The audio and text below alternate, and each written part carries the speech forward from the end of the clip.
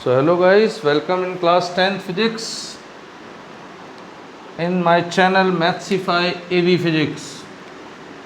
तो आइए अपन, अभी तक मैंने आपको रिफ्लेक्शन बताया था स्फेरिकल मिरर से, उसके एक दो न्यूमेरिकल्स भी कराए थे, कॉन्सेप्ट बताया रहा, डेटा कैसे लेता है, रे diagram, rules of image formation सब बता चुका हूँ। आज अपन करने वाले हैं एक्सरसाइज के इन टेक्स्ट क्वेश्चन जो ब्लू कलर के दिए हुए होते हैं बुक के अंदर एनसीईआरटी में। पहले वो करेंगे, फिर एक्सरसाइज के भी आगे क्वेश्चंस करेंगे, ठीक है। तो आइए करते हैं exercise class tenth physics, exercise in text question जो टेक्स्ट के अंदर दिए, ठीक है। उसके बाद अपन मेन एक्सरसाइज भी करेंगे, ठीक। चलिए, तो आप देखिए एक्सरसाइज इन टेक्स्ट में पहला क्वेश्चन आपको दिया हुआ है, यहाँ बुक है मेरे पास। Define the principal focus of a concave mirror.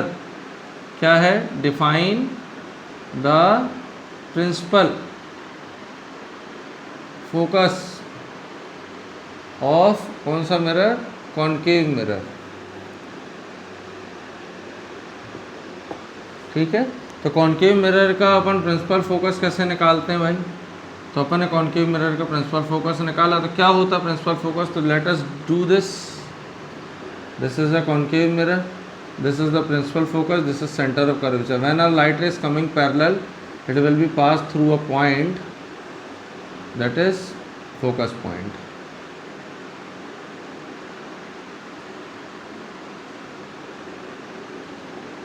ठीक है, तो अपन बोलेंगे it is a point, it is a point on principal axis। ये पॉइंट है प्रिंसिपल एक्सिस पे, from which light rays coming parallel to principal axis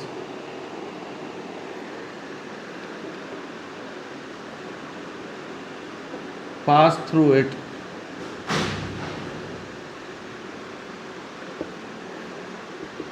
after reflection, ठीक है। तो ये एक पॉइंट है जहाँ पे प्रिंसिपल एक्सिस जो है, प्रिंसिपल एक्सिस पर पॉइंट है जहाँ से लाइट रेज जो पैरेलल आ रही हों प्रिंसिपल एक्सिस के, वो उस पॉइंट से पास होंगी आफ्टर रिफ्लेक्शन, ठीक है। तो ऐसा पॉइंट प्रिंसिपल एक्सिस पर जहाँ से रिफ्लेक्टेड रेज पास हो आफ्टर रिफ्लेक्शन। क्लियर? चलो, सेकंड आपको बोला है the radius of curvature of A spherical mirror is 20 centimetre. यदि आपको रेडियस ऑफ कर्वेचर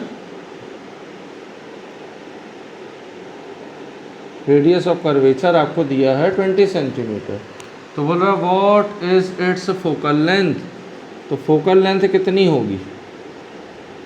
तो देखो ज़रा, रेडियस ऑफ कर्वेचर यहाँ से यहाँ कहलाता है, तो उसकी फोकल लेंथ कितनी होगी? हाफ।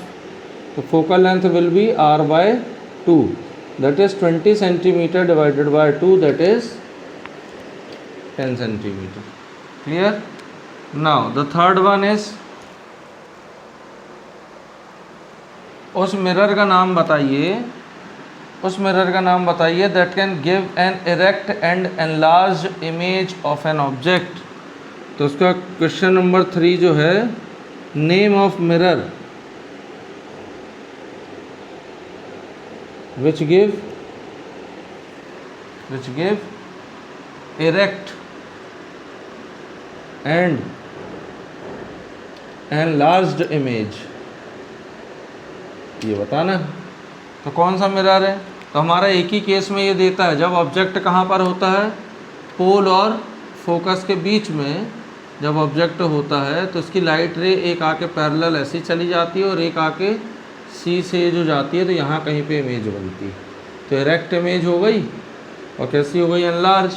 तो अपन इस पर आंसर दे देंगे कॉनकेव मिरर, क्योंकि कॉन्वेक्स मिरर हमेशा डिमिनिश्ड इमेजेस बनाता है। Concave mirror will give direct and enlarged image. Question fourth, why do we prefer a convex mirror as a rear view mirror in vehicles? Vehicles में हम क्यों rear view mirror को as a convex mirror use करते हैं? Convex mirror as a rear view क्यों use करते हैं? तो convex mirror used as a rear view mirror, it gives because it gives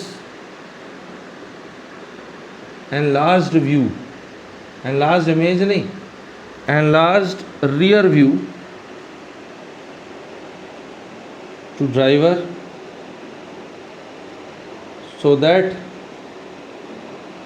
he oblique she, जो भी चला रहा हो, can see traffic easily and साथ ही साथ ऑल्सो फॉर्म डिमिनिश्ड इमेज। कैसी इमेज? डिमिनिश्ड और स्मॉल इमेजेस। तो बड़ी गाड़ी भी छोटी नज़र आती। क्लियर है? तो चारों आपको इन टेक्स्ट के मैंने आंसर दे दिए लॉजिक्स के साथ। स्क्रीनशॉट खींचिए, अगले क्वेश्चंस करेंगे फिर नेक्स्ट वीडियो से। Thank you so much. Please keep sharing my videos and subscribe the channel Mathsify AV physics. Thank you so much.